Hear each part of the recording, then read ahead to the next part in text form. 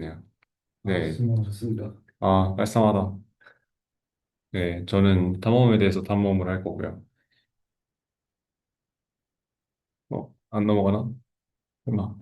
됐죠. 그거 아마 녹화되면은 그 위에 이제, 뭐지? 저기 나올 거라서, 최대한 옆으로, 최대한 옆으로. 음. 네. 그래서, 다들 아시죠? 익스플로레이션과 익스플로이테이션이 이제 중요하다는 거 아실 거고, 이제 익스플로레이션 같은 경우에는 지금껏 이제 하지 않은 행동 중에서 지금 알고 있는 행동보다 더 큰 보상을 주는 행동이 있을지도 모르니까 이제 새로운 행동을 해보고 그리고 시도를 좀 덜 해본 행동을 해보고 당연히 이제 좀 그 뭐라 그러죠? 데피니트하다 그러나요? 그러니까 이제 다 확률적으로가 아니라 어떤 스테이트에서 액션을 하면 어떤 리워드 줄지 정해져 있는 그런 상황에서는 이제 한 번이라도 해보면 그 스테이트랑 액션에 대한 리워드를 알 수 있지만 만약에 그게 아니라 리워드 펑션 자체도 어떤 확률 분포로 주어져 있다면 어떤 스테이트랑 액션 조합을 똑같은 조합이더라도 여러 번 해봐야지 그게 정말 좋은 건지 안 좋은 건지 알 수 있잖아요. 그래서 더 큰 보상을 주는 행동이 있을지도 모른다라고 생각을 하고 이제 안 해본 거 좀 덜 해본 걸 계속 하는 행동이 익스플로레이션이고요. 그리고 약간 영어가 모국어인 사람들은 되게 기쁠 것 같아요. 익스플로이테이션하고 익스플로레이션이 딱 이제 그 딱 발음이 비슷해가지고 익스플로이테이션 같은 경우에는 이제 지금 아는 행동 중에 가장 큰 보상을 주는 행동을 고른다. 그러니까 이제 강의에서 좋은 비유가 나왔는데 비유가 세 개 정도 나왔거든요. 근데 개인적으로 제일 마음에 드는 비유를 하나 갖고 왔습니다. 이제 맛있는 음식을 먹고 싶을 때 이제 익스플로레이션 같은 경우는 새 식당을 가보는 게 이제 익스플로레이션이죠. 근데 익스플로이테이션 같은 경우에는 최애 식당을 가는 게 익스플로이테이션입니다. 혹시 다들 어떤 쪽을 선호하시나요? 음, 저는 가던 데만 가는 것 같아요. 네? 가던 데만 가는 것 같아요. 가던데요. 그리디 하신 거죠. 네. 저는 이제 강의에서 나온 대로 덴시티 펑션 해가지고 아, 좀 복잡하게 하시는 아, 톰슨의 샘플링을 사용하시는 이렇게 편이신 건가요? 여님 혹시 처음엔 회식반을 평점을 엄청 꼼꼼히 따졌는데 오가 약간 티처 모델을 이용하는 느낌이네요. 저는 입실론 그리딩인 것 같아요. 저는 최애 식당에 최애 메뉴를 가는 거를 거의 고정으로 항상 박아놓고 나머지는 거의 랜덤으로 가봅니다. 음, 자, 그래서 밴디 프로블럼. 이거는 제 기억상 서튼 책에는 2장에서 바로 나왔던 것 같은데 이게 익스플로레이션하고 익스플로이테이션을 이제 가장 단적으로 보여주는 예시라고 해요. 그래서 이것도 다 아시죠? 이렇게 딱 이렇게 땡기면 띠리리리리 하면서 이제 777 나오면은 뭐 이제 잭팟 터지고 뭐 주고 그러는 거죠. 저도 해본 적은 없는데 강원랜드에 가면 이런 게 좀 있지 않을까 싶습니다. 그래서 요 중에서 무엇이 제일 좋을까라고 하는 게 이제 밴디 프로블럼. 그러니까 여기서는 총 10개의 그 암이 있으니까 10개의 액션을 할 수 있는 거겠죠. 이 스테이트는 뭐 매번 하나일 거고요. 그래서 밴디 프로블럼이 익스플로레이션을 이해하기가 굉장히 좋다라고 해서 이제 거기 강의에서는 The Drosophila of Exploration Problems라고 해요. 이게 저는 생물을 공부하기 때문에 굉장히 그 인상 깊은 말이어서 갖고 왔는데 이제 드로소필라 다들 아시나요? 이게 드로소필라 멜라노게스트라고 이제 학명 얘기하는데 초파리거든요, 그냥 한국어로. 초파리가 어리다가 많이 쓰이죠. 어떤 연구에 아시나요? 네? 음색체 그쵸? 약간 유전 연구할 때 굉장히 많이 쓰이는 그 모델 생물이라고 하거든요. 그래서 이 초파리가 굉장히 여러 가지 장점이 있어가지고 그 연구할 때 그래서 굉장히 뭐 교과서 같은 그런 모델로 쓰이는데 뭐 굳이 드로소필라까지 가지 않더라도 뭐 저희가 알고 있는 엠니스트나 뭐 이제 뭐 붓꽃인가요? 그 꽃의 종류를 막 판별하고 그런 문제들 뭐 머신러닝에서의 드로소필라라고 할 수 있겠죠. 그래서 웬디 프로블럼은 이제 이런 그 대표적인 문제인데 이제 분석하고 이해하는 게 좀 이제 이론적인 분석이 쉽고요. 그래서 복잡한 상황에 대한 익스플로레이션 문제를 해결해야 될 때 그거에 대한 약간 레퍼런스로 사용할 수 있는 그런 좋은 점이 있습니다. 조금 쓸데없는 말이 좀 길었는데 그래서 이제 수학적으로 정의를 해보면 이게 밴디 그 arm이 여러 개가 있어요. N개가 있는데 총 1번 암, 2번 암, 그리고 N번 암까지 있어요. 그래서 각각은 이제 첫 번째 암을 눌렀을 때 이제 리워드를 주는 그 분포가 그 확률 분포가 뭐 이런 식으로 돼 있다고 쳐요. 얘도 마찬가지로 뭐 다른 어떤 분포가 있겠죠. 아이콘을 다 다른 걸로 할 수 없어가지고 다 똑같이 했는데 다 다릅니다. 그래가지고 이런 것들의 뭐 이제 기대값이라든지 그런 거를 뭐 분산이라든지 계산을 할 수 있을 거예요. 근데 저희는 문제는 이 사람은 요 분포를 실제 분포를 모르죠. 실제 분포를 모르기 때문에 얘네에서 추출을 합니다. 추출을 해서 뭐 예를 들어서 액션, 그러니까 R1을 이제 땡기는 액션을 해요. 그러면 리워드가 이제 여러 개가 주어질 거고 얘도 마찬가지로 두 번째 액션을 했을 때 리워드가 여러 개 주어질 거고 그래서 N번째 액션을 했을 때 리워드도 이렇게 주어질 건데 각각에 대해서 그 이 사람이 새로 모은 어떤 그 R에 대한 그 probability가 있을 거예요.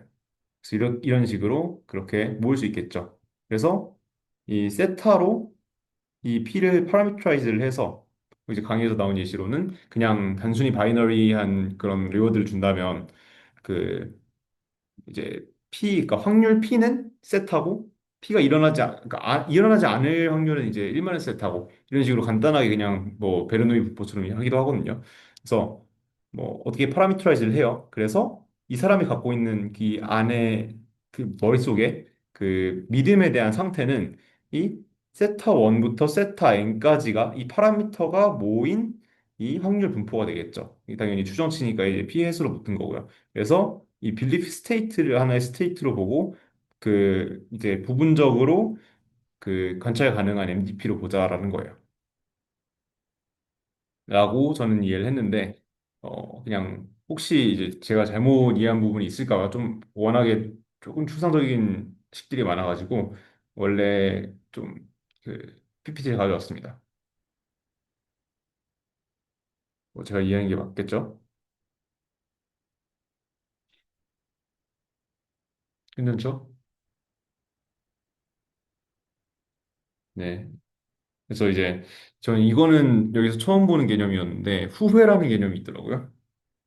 후회라고 직역을 해도 될지 모르겠는데 이거가 옵티멀 폴리시가 있을 거고 그 약간 저희가 직접 그 궤적을 따라서 걸어온 그런 폴리시에 따라서 모은 리워드가 있을 거잖아요. 그 뭐 개인이라고 할 수 있겠죠. 그래서 그 리워드가 가장 좋은 선택만 했을 때의 리워드랑 그러니까 당연히 그건 익스펙테이션이어야 될 테고 그거랑 저희가 실제로 얻어온 리워드 그거 간의 차이 그러니까 차이를 이제 그 리그렛이라고 부르더라고요. 그래서 타임 스텝에 따라서 리그렛이 주어지고요. 하나의 트래젝토리에 따라 대해서 그래서 뭐 한 번 매번 좋은 선택을 했을 때 곱하기 t번 선택을 했으니까 t 곱하기 그 expectation R이 되겠죠. 그래서 저 처음 봤을 때 이거 T랑 E가 같은 글씨체라 가지고 TE가 뭐 함수가 있나 했는데 그게 아니고 T 곱하기 expectation입니다. 그래서 여기서 그 지금까지의 리워드를 뺀 값. 그래서 이게 후회. 직역해도 괜찮겠죠? 괜찮을 것 같습니다. 네. 그래서 밴디 프로블럼에서 익스플로레이션을 어떻게 할 수 있느냐를 쭉 이렇게 그 뭐야 나열을 해보면 1, 2, 3, 4만 볼 건데 1번 같은 경우에는 뭐 당연한 얘기라서 강의에서 안 나온 건지 모르겠는데 그리디하고 입술용 그리디가 이제 있어서 이제 그냥 제가 갖고 왔고요. 그리고 2번, 3번, 4번에 대해서 강의에서 좀 설명을 해줍니다. 그 입술용 그리디에 대해서 보시면은 다들 아시죠? 어떤 건지. 그래서 이 노테이션 정도만 기억해 주시면 좋을 것 같고 이 뮤햇 A가 최대가 되는 A를 고르자. 가 되겠습니다. 그리고 입실론 그리디 같은 경우에는 이 그리디, 그러니까 익스플로레이션을 하나도 안 하는 거에 대해서 입실론만큼의 확률로 랜덤하게 익스플로레이션을 하고 그리고 1 입실론의 확률로는 그리디한 선택을 하는. 그래서 각각 익스플로레이션과 익스플로이테이션으로 볼 수 있겠고요. 그리고 그 다음이 어퍼 컨피던스 바운드입니다. 이거 그 UC 버클리랑 그 약자가 똑같아 갖고 아마 되게 좋아하지 않을까 싶은데. 그래서 방금 이제 등장한 뮤햇 A 있죠. 이게 각 액션 A를 수행했을 때 평균 보상이에요. 그래서 뭐 이게 당연히 크면 좋겠죠. 크게 하는 A가 좋겠죠. 그리고 여기선 평균 보상이니까 만약에 확률 분포로 주어졌으면, 그러니까 이제 리워드 펑션이 확률 분포로 주어졌으면 이 평균 보상이라는 게 정확하지 않을 수가 있어요. 그래서 항상 이거를 그리디하게 선택하는 게 안 좋을 수 있어서 방금 미실론 그리디를 했던 거죠. 어, 그런데 여기서는 이 T번의 단계를 거쳤을 때 A를 몇 번 수행했느냐를 이제 가져와 가지고 얘로 이제 선택을 조금 조정하게 됩니다. 그래서 이 수식의 의미를 한번 생각해 보시면 좋을 것 같아요. 약간 증감만 생각을 해가지고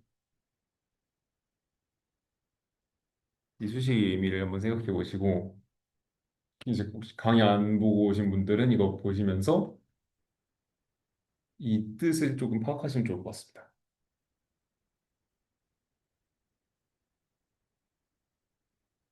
되신 분 있으면 얘기해 주세요.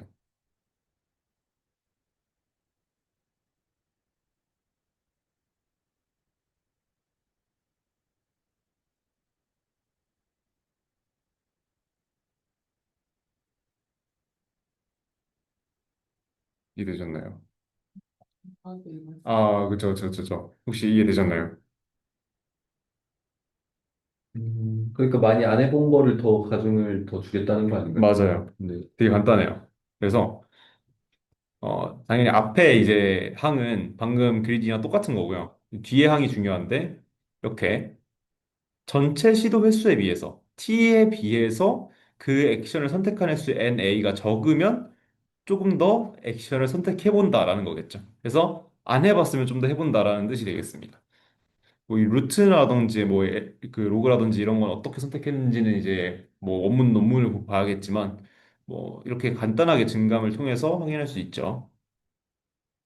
그래서 이거에 대해서 그 사실 그 강의에서는 UCB는 옵티미스틱 익스플로레이션의 한 예시로서 설명을 해요. 그래서 이 옵티미스틱 익스플로레이션이 이렇게 그 어떤 이 액션을 그리디하게 선택하는 거에 대해서 어떤 베리언스를 주고 싶은 거예요.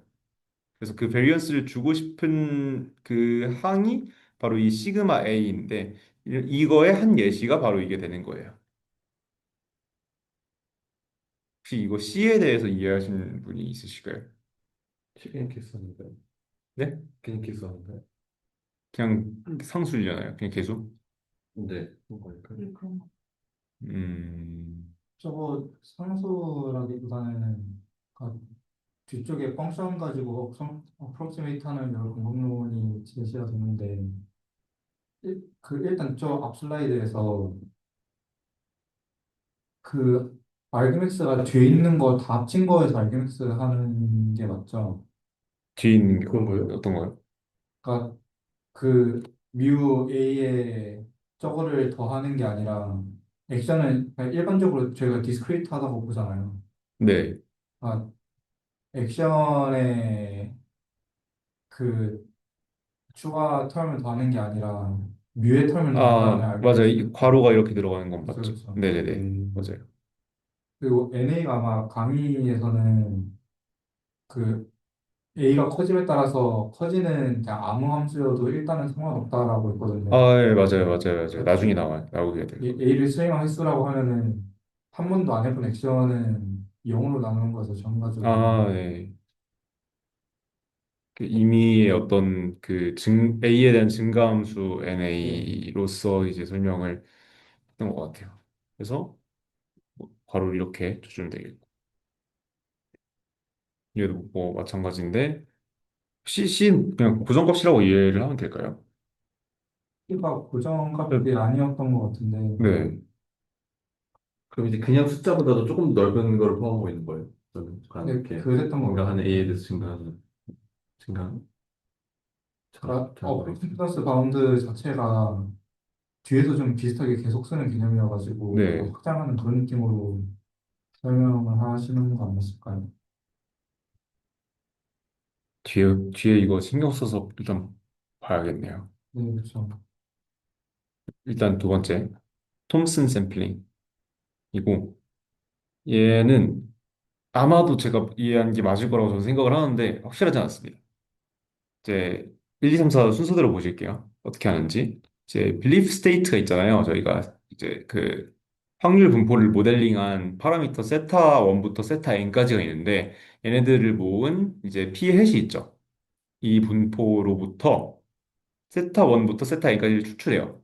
그러면 그러니까 이제 이걸 세타를 일종의 폴리시라고 볼 수 있잖아요. 그래서 이 p 햇이 여러 개의 폴리시를 담고 있는 거예요. 여러 개의 가능한 폴리시를 담고 있어가지고 그걸로부터 세타 n 1부터 세타 n까지를 추출을 해서 하나의 폴리시를 만드는 거죠.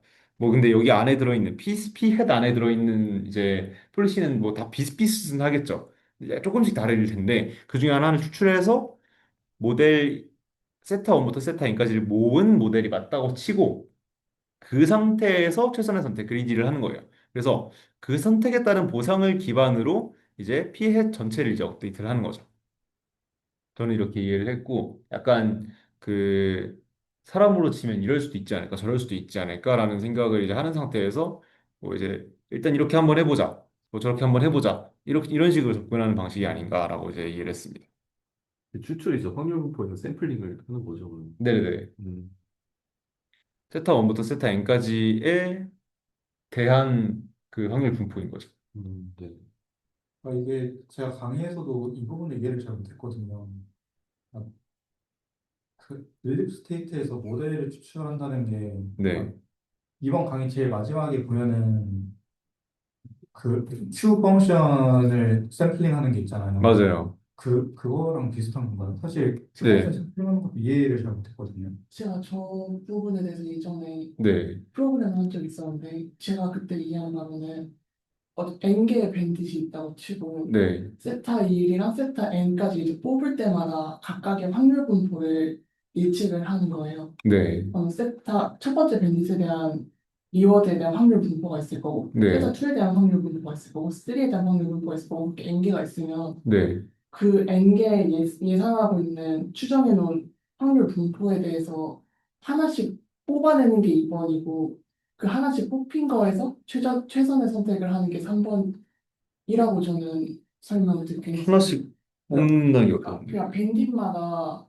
확률 분포를 이제 어느 정도 근사를 하면서 이제 결과가 나올 때마다 네, 그런 분포 자체를 맞춰 나가는데 어쨌든 그 분포를 예측해 놓고 있는 분포들이 하나씩 있는 거잖아요. 네. 밴드마다.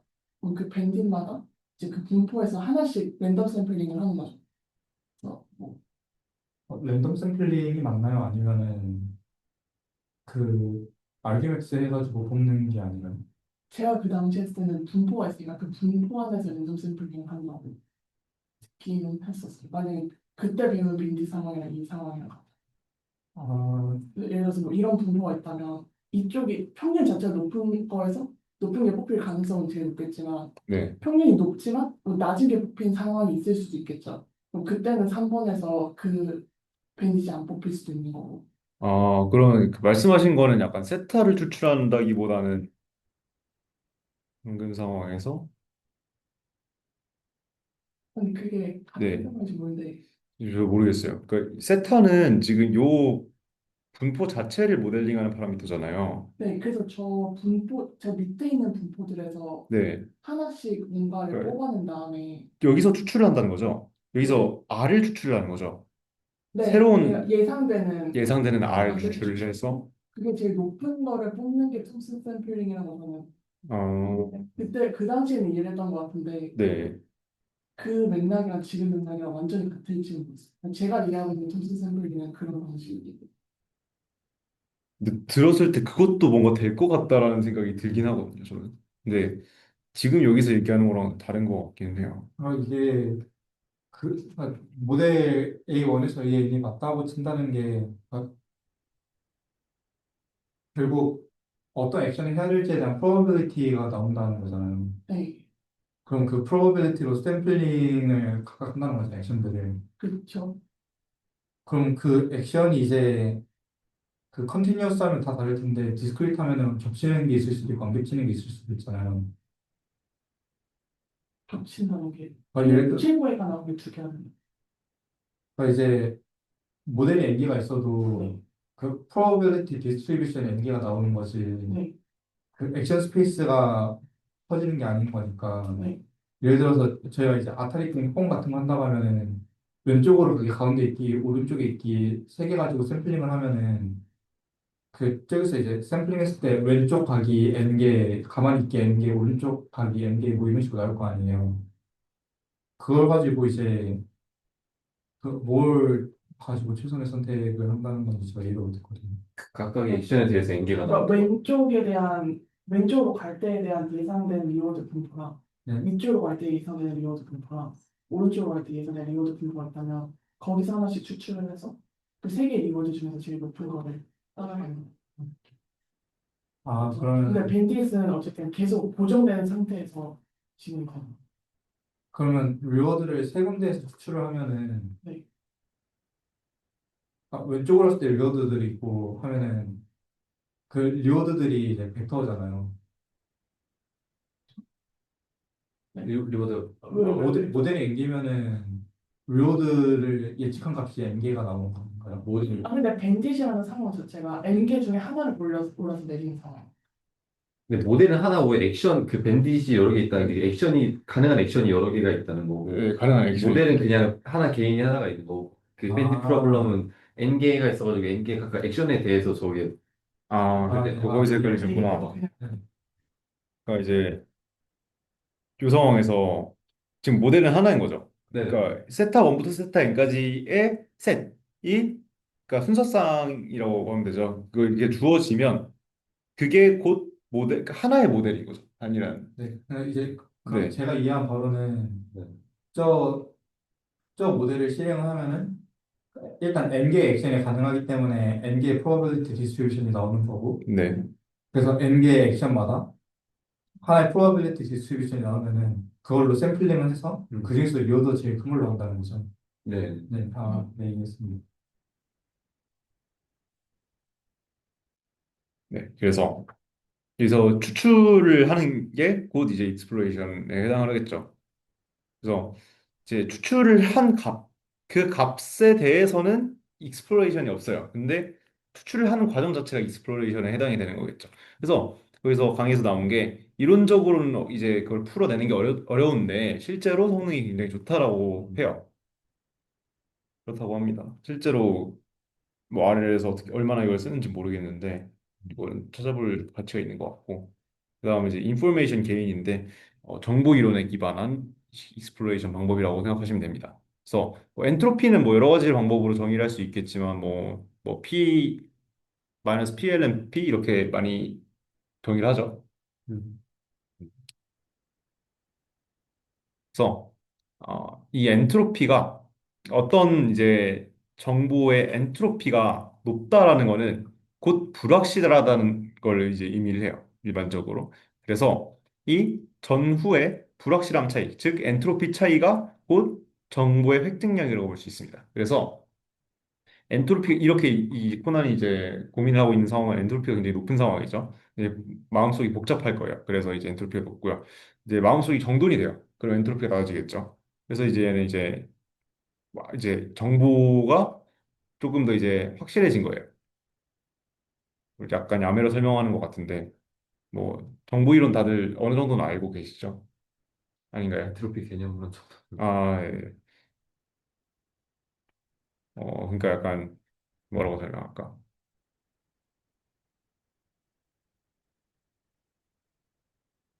보통 그 엔트로피를 확률 P에 대해서 엔트로피를 LMP 형태로 많이 쓰거든요. 네, 그렇죠. LMP 형태로 많이 쓰는데 그 이유가 이제 뭐 여러 가지가 있지만 확률이 이제 잠깐만 헷갈리네.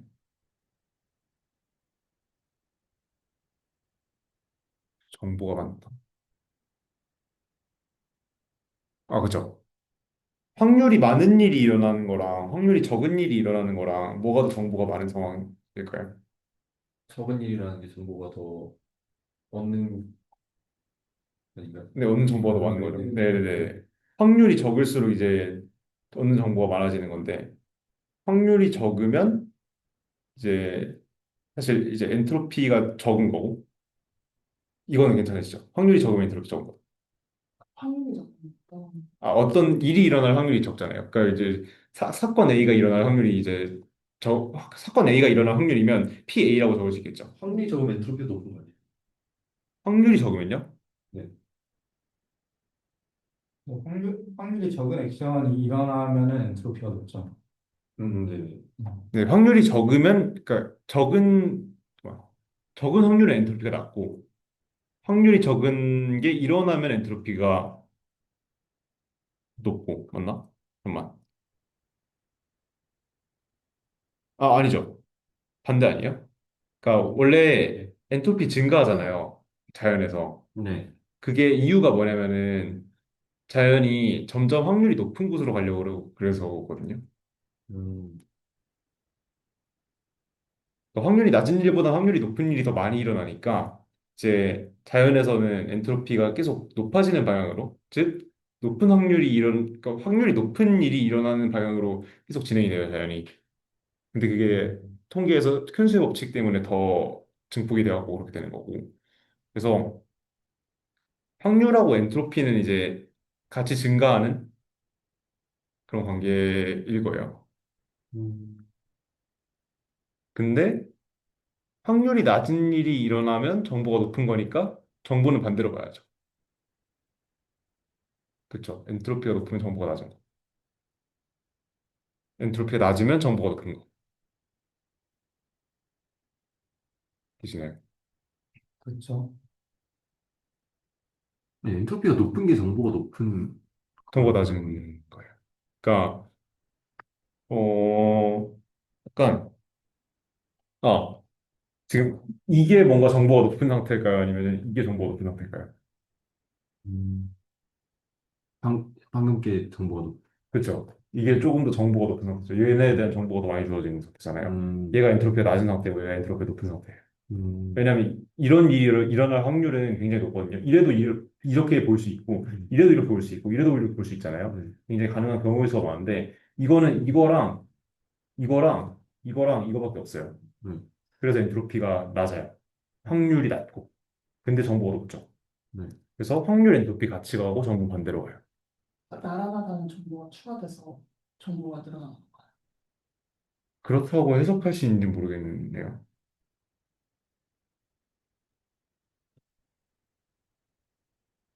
그러니까 지금 얘가 얘 옆에 있고, 뭐 이제 얘네가 그 온라인 되어 있는 그런 거에 대한 정보가 이제 들어가 있는 거긴 한데, 그래서 정보가 높은 걸로 저는 알고 있어요. 그래서 아무튼, 여기 그림에서 보시면은 이제 엔트로피가 높고 정보가 낮죠. 근데 엔트로피가 낮아져서 정보가 이제 높아진 거죠. 이거는 되시죠? 방금 설명에 의하면. 그래서 이제 엔트로피가 높았는데 낮아지면 이제 인포메이션이 생겼다. 그래서 인포메이션 게인이라고 하고, 그래서 엔트로피를 이렇게 H, 확률에 대한 함수 H로 표현을 하고요. 그래서 저희는 이제 잠재 변수 G가 궁금한 거니까 이제 G에 대한 엔트로피를 줄여야겠죠. 불확실함을 낮춰야겠죠. 그래서 이 Y라는 관찰을 했을 때 G에 대한 엔트로피가 이렇게 돼요. 그러니까 Y라는 그 상황 하에서의 P hat G가 되겠죠. 그래서 Y라는 게 얼마나 G를 아는데 그 도움을 주느냐는 얘랑 얘의 차이로 주어질 거예요. 이거 이해되세요? 네. 그래서 이제 Y가 얼마나 도움이 되는가? G를 얼마나 잘 알고 있느냐가 Y에 의해서 변동이 되는가가 곧 Y에 의한 G의 인포메이션 게인인 거죠. 이해되세요? 이거 꺽쇠는 이거 익스펙테이션이에요. 괜찮으시죠? 그래서 이렇게 인포메이션 게인을 정의할 수 있고 이거는 이제 액션에 따라서 달라지겠죠. 어떤 액션을 하느냐에 따라 달라지는데 뭐 그래서 이렇게 A에 대한 컨디션으로 나타낼 수 있어요. 그래서 액션 A 이렇게 정리를 할 수 있는데 액션 A 하에서 Y라는 정보가 들어오면 G에 대해서 얼마나 잘 알 수 있는가. 즉, 액션 A를 통해서 얼마나 배울 수 있는가라는 정보가 인포메이션 게인을 통해서 주어지는 거예요. 그러니까 인포메이션 게인은 A에 대한 함수인 거죠. 그러면 인포메이션 게인이 큰 A를 선택해야 될까요? 작은 A를 선택해야 될까요? 큰 큰 거를 그렇죠. 인포메이션 게인이 큰 A를 선택을 해야겠죠. 그래서 이게 보정값으로 들어가게 돼요. 보정항으로. 그래서 여기 보시면은 여기서는 그 인포메이션 게인을 GA 이런 식으로 정의를 하고요. 그래서 GA가 그 약간 보정항이 돼서 이 위에는 그거예요. 그냥 아그맥스 그뮤 A 하던 것처럼 하는 거고요. 그래서 아래에 있는 게 중요한데 개인이 클수록 선택할 확률이 높아지죠. 개인이 클수록 이 값이 전체 값이 작아지니까 아그미인에서 A를 선택할 확률이 많아지잖아요. 그래서 이 개인이 클수록 A를 선택할 확률이 높아진다. 여기서는 이제 그 뭐 Y 정보라는 거는 당연히 그 뭐야 리워드가 되겠고요. G 레이턴트는 이제 저희가 알아야 되는 세타가 되겠죠. 확률 분포를 표현하기 위한 파라미터 세타가 될 거예요. 그러니까 이제 리워드로부터 세타를 알아낸다. 그때 인포메이션 게인이 높을수록 좋다. 그런 A일수록 좋다. 그래서 이거는 그 처음에 봤던 그 UCB랑 좀 비슷한 그런 컨셉인 거죠. 어떻게 보면. 그래서 정리를 해보면 옵티미스틱 익스플로이션하고 톰슨 샘플링하고 인포메이션 게인에 대해서 알아봤습니다. 이게 되셨을까요? 자, 그래서 다음으로 이제 밴딧 프로블럼에서 이제 벗어나서 얘기를 하겠습니다. 이제 PPT에서 나오는 그 사진인데 좀 이제 이론적으로 트랙터블 한 게 저희가 본 밴딧 프로블럼이고요. 그리고 그렇지 않은 것들이 뭐 저희가 많이 보게 되는 커다란 그리고 이제 뭐 무한 공간 하에서의 MDP 또는 이제 연속된 그런 그 공간이 있겠고요. 얘네들은 되게 이제 이론적으로 풀기 어렵겠죠. 얘네들에 대해서 얘기를 해볼 건데 일단 첫 번째로 그 처음에 배웠던 옵티미스틱 익스플로레이션을 확장을 해보면 이렇게 새로운 리워드 펑션을 가져옵니다. 이게 BNS인데 공교롭게도 보너스예요. 이름이 보너스 펑션이에요. 그래서 이 시도 횟수 NS, 그러니까 S 뭐야?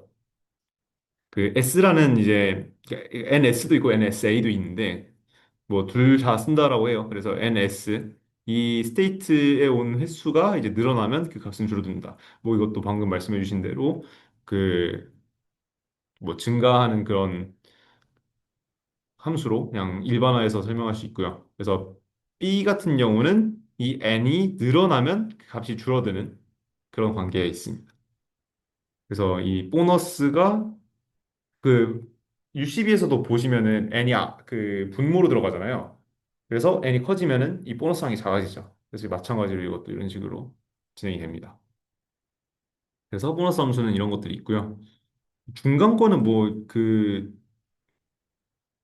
몇몇 가지 예시에서만 쓰인다 이런 말씀하셨는데 그래서 뭐 별로 안 중요한 것 같다라고 생각하시면 되고 그 위에 U10이랑 그 아래 BEB는 조금 중요한 것 같아요. 이거는 이게 어떤 의미를 가지는지는 원문을 좀 봐야 될 것 같습니다.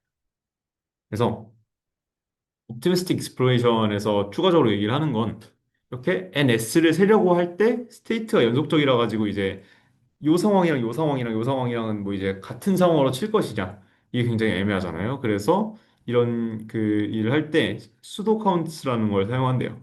이게 어떤 거냐? 어 이제 어떤 그러니까 어떤 스테이트가 나올 확률은 전체 저희가 밟았던 스텝의 개수에 비해서 저희가 이 스테이트에 왔던 횟수가 얼마나 되느냐로 계산할 수 있잖아요, 원래. 그래서 일반적으로 이 확률은 저희가 이렇게 오른쪽에서 왼쪽으로 약간 코딩하듯이 그 오른쪽이 정해져서 왼쪽으로 가는 그런 흐름이에요. 근데 저희가 이 probability 펑션, 그 스테이트에 대한 probability 펑션 자체를 모델링을 하면 이런 식으로 저희가 가상의 NS를 구할 수 있죠. 이해되시죠? 어떤 저희가 항상 그렇잖아요. 그 디스크리트한 문제에서 컨티뉴어스한 문제로 넘어가면 디스크리트한 문제에서의 문제라고 치고 뭐 답을 구한 다음에 그거를 어떤 연속한 그런 함수로 피팅을 해서 그 연속한 함수에서의 그 가상적인 그 n값이라던가 그런 걸 구하게 되잖아요. 그런 식으로 이제 똑같이 진행이 되는 거고요. 그래서 이제 요거 같은 경우에는 당연히 이제 이런 식으로 구하게 되면은 그 뭐 이제 미지수 개수의 문제가 있잖아요. P에서 이 n하고 n을 동시에 구해야 되기 때문에 맞나요? 네, 맞죠. 그래서 이렇게 n번째 스텝하고 n 플러스 1번째 스텝이 그 전에서 나와요. 이렇게 전에서 나오는데 얘네 둘을 이제 서로 이제 위치를 바꾸면 n하고 n을 이런 식으로 익스플리시트하게 이제 구할 수 있는 그런 형태가 됩니다. 그래서 이런 식으로 이제 계산한다라고 하고요. 되셨나요?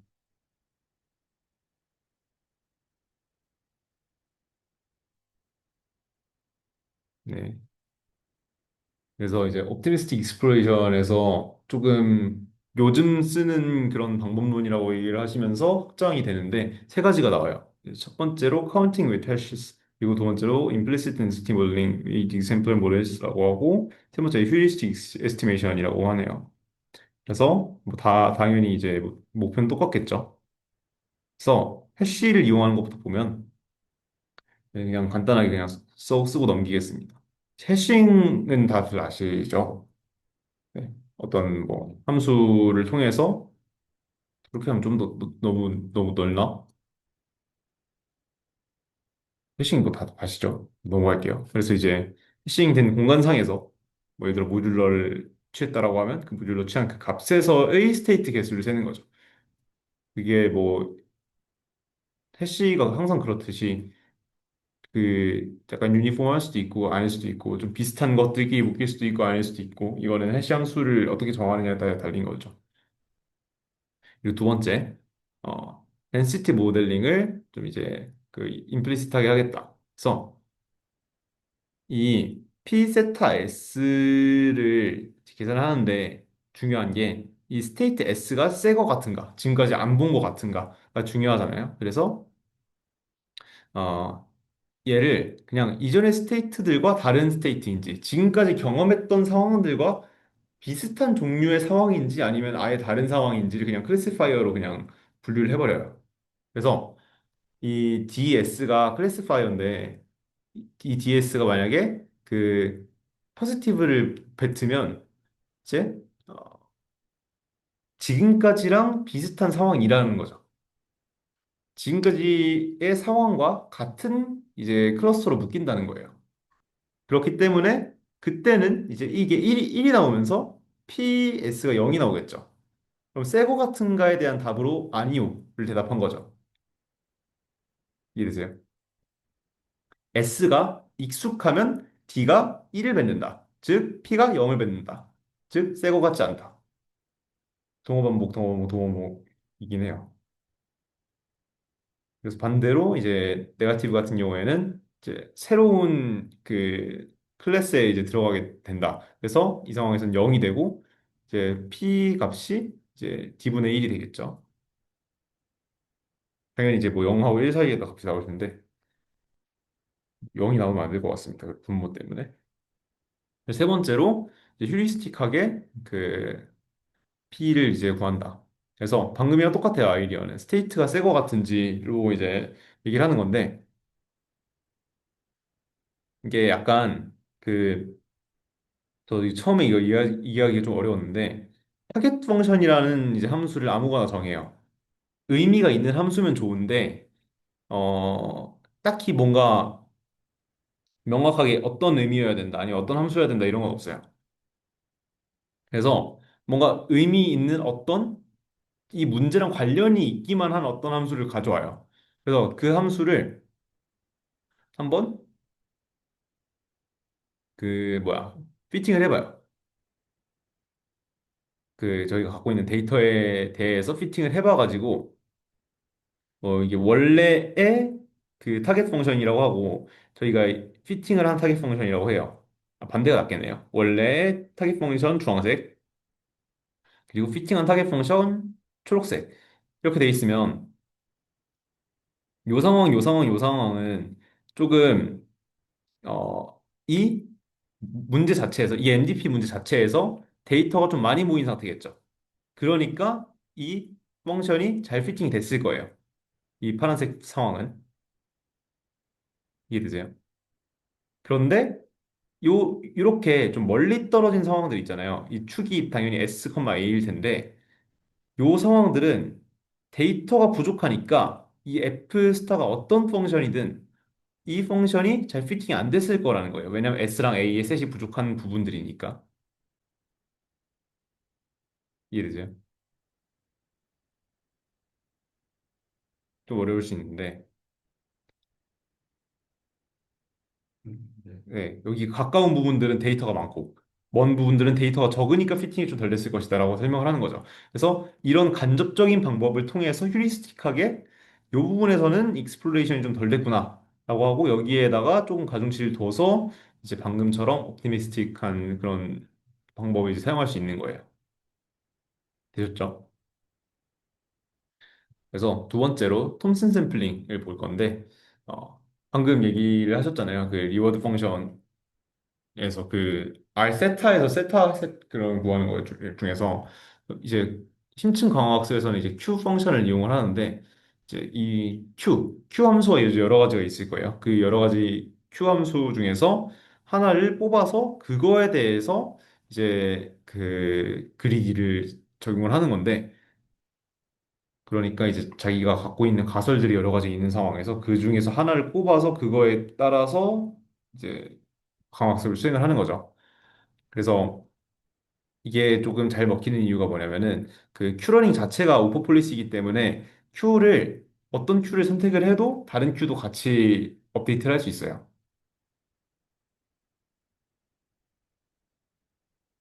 네. 그래서 이 PQ를 어떻게 얻는가?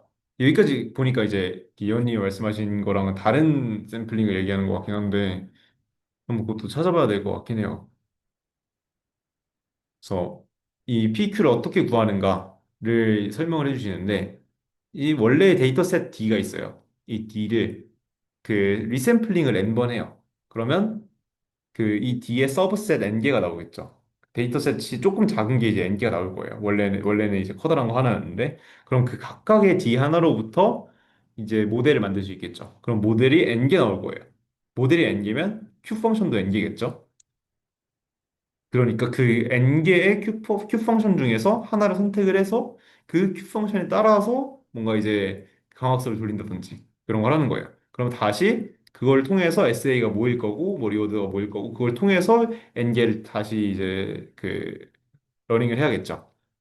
그래서 데이터를 매번 새로 얻을 때마다 리샘플링하고 n개 만들어가지고 그거를 각각으로부터 모델 n개를 만들고 거기서 하나를 뽑아가지고 다시 이제 데이터를 얻고 그렇게 해야 되는 거예요. 굉장히 이제 무겁죠. 그래서 이걸 어떻게 하느냐?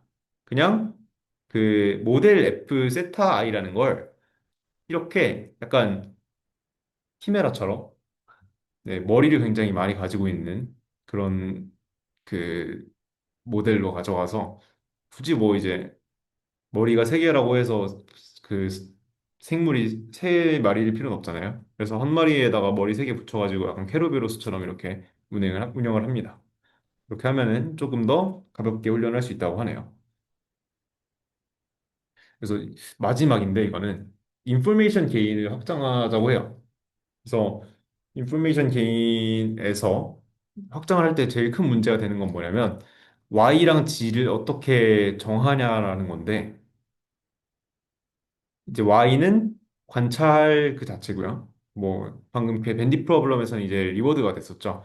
G 같은 경우에는 파라미터 세터가 됐었어요. 근데 실제 저희가 복잡한 MDP 문제를 풀 때는 이 R을 바로 Y로 이제 써버린다던가 그럼 이제 리워드가 굉장히 스퍼스하기 때문에 좀 이제 알아내기 좀 어렵다 이런 얘기를 하고 뭐 스테이트 덴시티 뭐 그리고 다이나믹스에 대해서 이제 그 Y 또는 G로 이제 설정을 하게 되면 그러면 뭐 여러 가지 문제점이 생긴다라고 합니다.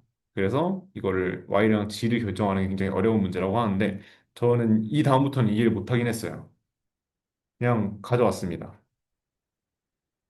네, 이렇게 뭐 프레딕션 개인이라는 거랑 빔이라고 있는 건지 뭐라고 라임이라고 있는 건지 모르겠는데 얘네들에 대해서 좀 설명을 드리고 싶었지만 제가 이해를 못해서 같이 이해를 해보면 좋을 것 같아요. 자, 여기서부터입니다.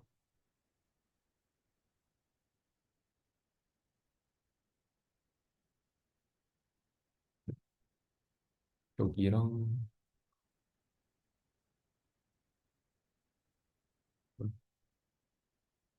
네, 요거는 됐고 자, 저는 여기서 이해를 한번 읽어보실래요?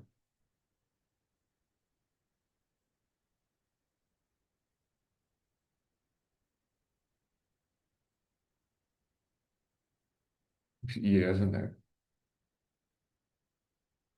저도 저 부분을 그렇게 잘 이해를 한 건 아닌데, 네,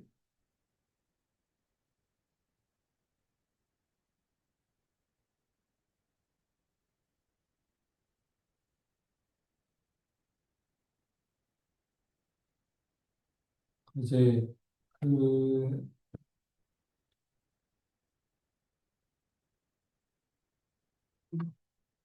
제가 제대로 이해한지는 모르겠는데 저희가 그 액션을 하면은 웨이트가 업데이트가 되잖아요. 네, 근데 업데이트를 할 때 그 업데이트된 양이 크면은 스테이트가 노벨했다라는 뭐 저는 어, 좀 그런 식으로 이해를 했었거든요.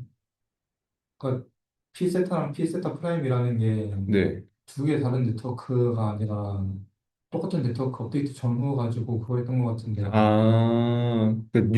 뉴 세타인 거죠? 그 새로운 세타랑 이제 원래 세타의 그 엔트로피를 빼서 근데 하는 저는 게 그렇게 이해를 했는데 제가 잘못 이해했을 수도 있습니다. 생각이 많이 바뀌었기 때문에 이제 프레딕션 게인이 일어난 것이다 라고 그쵸. 보신 거죠. 전 맞는 것 같은데 혹시 빔은 이해하셨나요? 이게 제가 베리에이셔널 인퍼런스라는 용어 자체를 사실 전에 딥러닝 할 때부터 이해를 좀 못해가지고 네, 베리에이셔널 인퍼런스가 뭔가요? 몰라요. 음.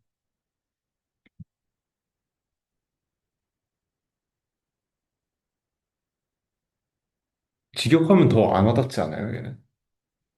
직역하면 뭔가요? 베리에이션이 이제 분산, 약간 분산적인 인퍼런스 추론이니까. 어,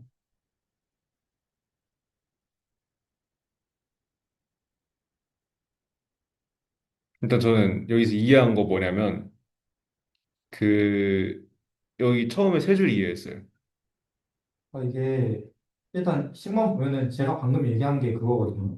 그러니까 보면은 P 제타는 이제 제타에 대한 프로버빌리티잖아요. 그리고 P z 기분 Y라고 하면은 네, Y라는 데이터가 주어졌을 때 프로버빌리티 변화인데 그렇죠. 여기서 KR 다이버전 쓰면은 Y가 주어지고 안 주어지고의 차이가 있느냐. 그렇죠. 네, 그래서 보면은 옆에 있는 DK에 해가지고 P 있는 것도 결국 세타 기분 H랑 세타 기분 H, ST, AT, ST 플러스 1 하면은 파라미터 업데이트한 이후에 얼마나 변했냐를 얘기하는 것 같긴 하거든요.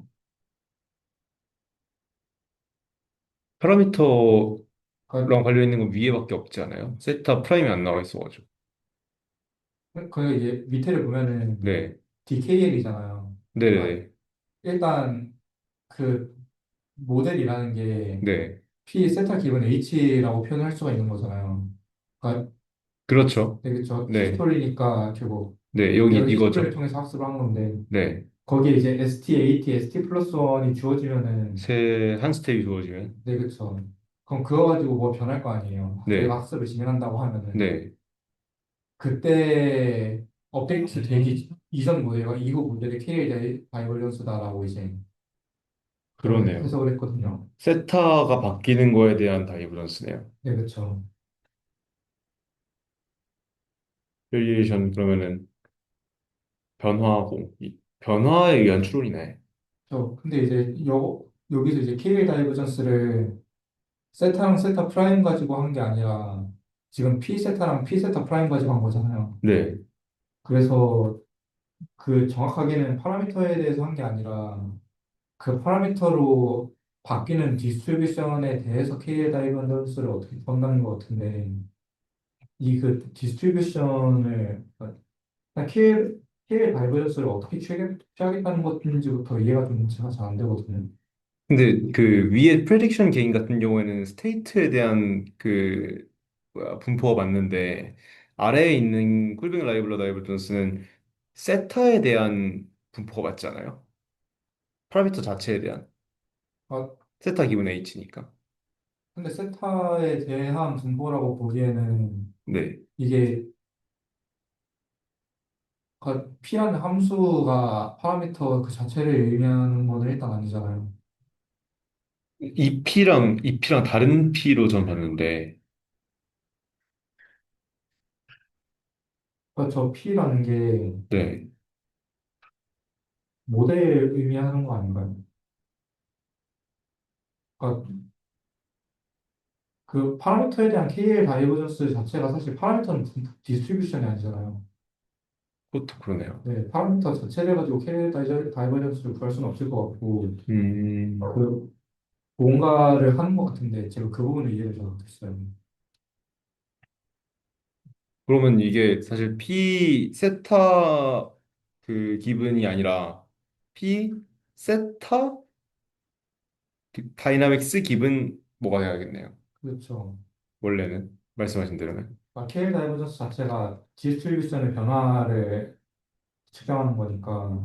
음, 일단 세타랑 세타 프라임으로 바뀌었다고 치더라도 네, 결국 그 뭔가 디스트리뷰션을 비교를 하는 그 뭔가가 있어야 될 것 같은데 그러게요. 제가 그걸 잘 모르겠어가지고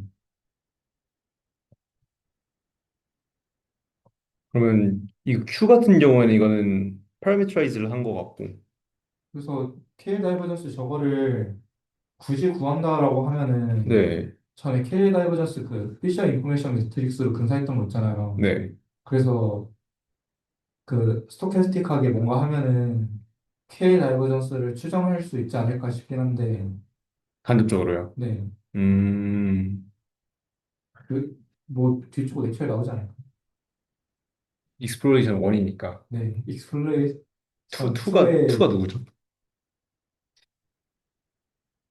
사실 그 전에도 제가 스터디하면서 네. 제가 이 부분 이해를 못했는데 이거 뭔지 이해하시는 분 계신가요? 하고 물어봤었는데 바로 다음 강의에서 그걸 설명했던 사례가 한 번 있었어요. 아, 그런 거 생각해보면 이제 네. 그냥 좀 책임 전가를 하면은 저희가 지금 요게 뭔지 모르겠지만 다음 주에 익스플로레이션 2 보면은 좀 이제 이해가 되지 않을까. 근데 제가 다음 주에 참석을 못합니다.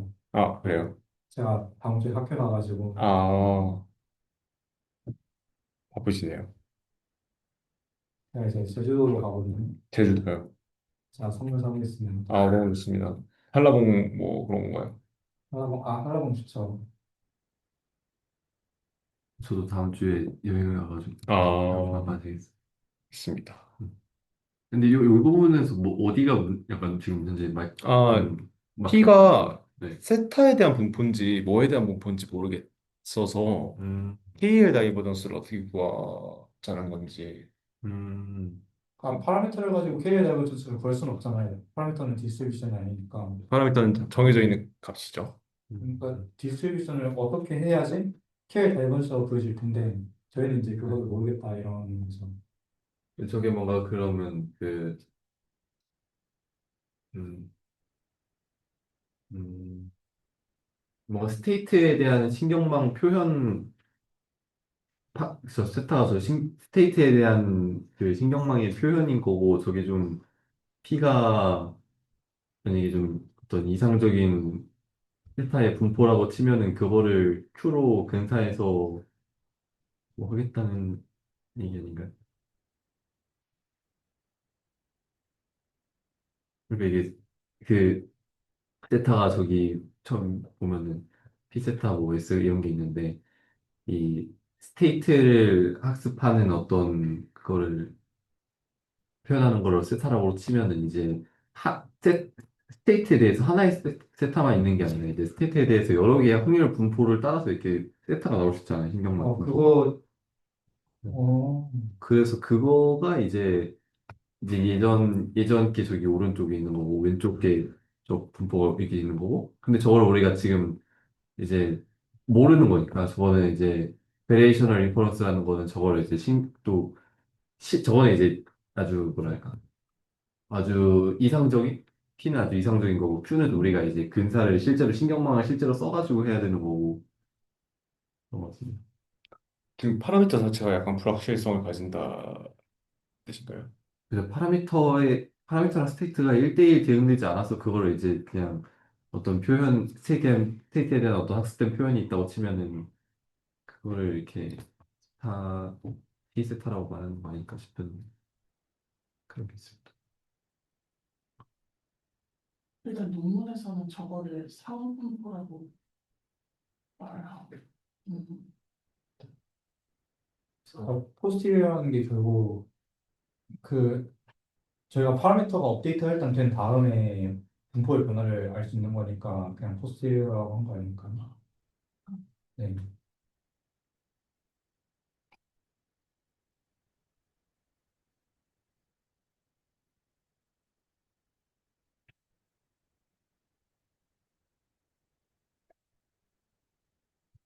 표가 뭔지 잘 모르겠는데 넘어가 볼까요? Q에 대해서 알기 위해서.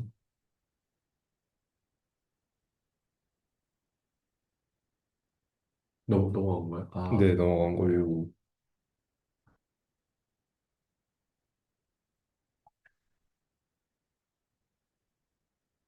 저 H는 뭐죠? 히스토리. 네. 지금 그 궤적 다 갖고 음, 온 거.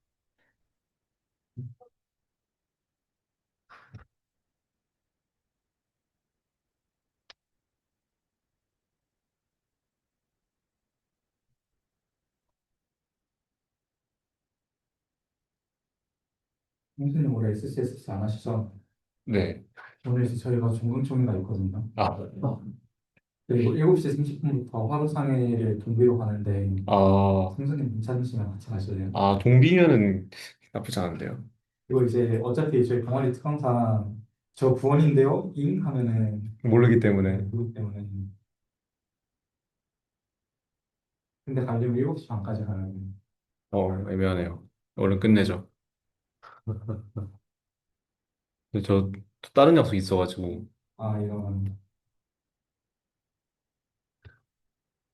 아니고 근데 대충 맞지 않을까요? 대충 그 로어 바운드라고 하는 거 보니까 대충 베이즈 써갖고 얘가 얘인 것 같고. 그쵸? 그러니까 그리고 얘랑 얘가 근사니까 얘가 얘인 것 같고. 얘 로어 바운드가 얘 맞죠? 그러면. 이게 약간 베리에이셔널 네트워크라고 하면은 그 여기 앞에 베이지 네트워크 나왔던 거 보면은 그 저희 이제 베리에이션을 오토 인코더 할 때도 네네. 그냥 알파 뮤 플러스 뭐 베타 뭐 이런 식으로 해가지고 네. 그 분포를 학습을 시켰잖아요. 네. 가우시안 두고서. 그래서 뭐 가우시안 가지고 뭐 어떻게 하는 큐 네트워크라는 게 있다고 그런 거 아닐까요? 이거는 진짜 아, 좀 아. 렉처 14에 나오지 않나 싶은데 그러니까 이 파이로 파라미터라이즈를 한 가우시안 그 디스트리뷰션이 Q고 걔로 P를 근사한다는 거죠. 그러면은 이제 배열을 해야 되잖아요. 어떻게 해야 음, 되겠어? 그럼 구해지네요. P가 데피니트 해도 Q가 그렇지 않으니까. 그쵸. 그러면 Q랑 저걸로 구해지는구나. 제가 지금 렉처 14 보고 있거든요. 네. 빠르시네요.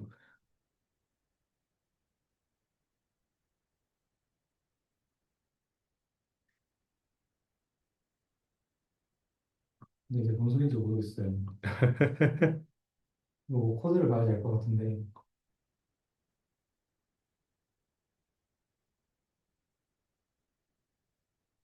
제가 이제 렉처 14를 듣는데 네. 아무도 모르겠고 엔트랑 치타가 귀엽네요. 엔드랑 치타가 나와요. 네, 귀여운데요. 치타가 귀엽긴 해요. 아래 있는 건 보너스라고 그러니까. 아니 엔트가 너무 귀엽잖아요. 아, 이런 식으로. 어, 그래서 그 엔트 돌아다니는 거 여기다가 딱 봐도 엔트 같이 생겼어요. 근데 다리가 6개여야 되는 거 아니에요? 자잘한 건 넘어가죠. 스타도 원래 다리 4개 해야 되는데 대박 6개월. 지금 빼기 했나 보죠. 이족보에 빼기예요. 그 다음은 임플레멘테이션이고, 뭐, 방금이랑 비슷한 얘기. 네. 여기가 중요하네요, 결국엔. 몇 가지 베리에이션 인퍼런스에 대해서 다 같이 공부해 보는 걸로 할까요? 좋아요. 이거 숙제로 하죠. 인포메이션 개인 이해하기. 채팅. 어, 아 진짜 식 무섭게 생겼다. 밸리에이션을 인프런스하라고. 아 밸류에이션 인퍼런스라는 게 네. 그 스케일 다이버전스 미니마이제이션 하기 위한 방법론 중에 하나인 것 같아요. 그냥. 아, 그래요? 아, 그냥 그 뭐야. 그, 뭐라 그러지? 그래서 그 KL 다이버전스는 약간 네. 좀 직관만 갖다 놓고서 이제 그거를 할 수 있는 이 문제를 풀면 된다고 넘어가기 위한 큰 그림이 아닐까요? 아, 이거 엘보 유도가 그거군요. 네. 엘보 유도가 밸리에이션 인프런스구나. 아, 똑같구나, 그러면. 콘텐츠 크리에이터 소개. 안녕하세요, 안영준입니다. 안녕하세요. 눈이 크시네요. 그러게요.